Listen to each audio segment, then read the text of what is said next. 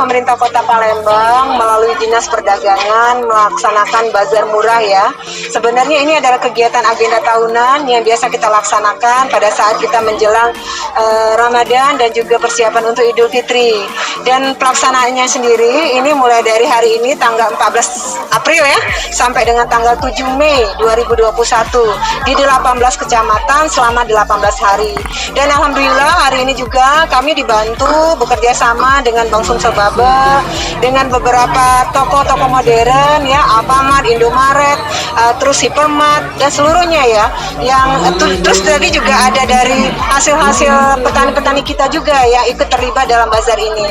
Tentu harapan kita dengan adanya bazar ini betul-betul bisa membantu masyarakat ya. Karena kita tahu bersama kalau sudah menjelang Ramadan, Idul Fitri biasanya ada kenaikan beberapa item kebutuhan pokok. Nah, dengan adanya bazar ini kita berharap stabilitas harga itu betul-betul terjaga.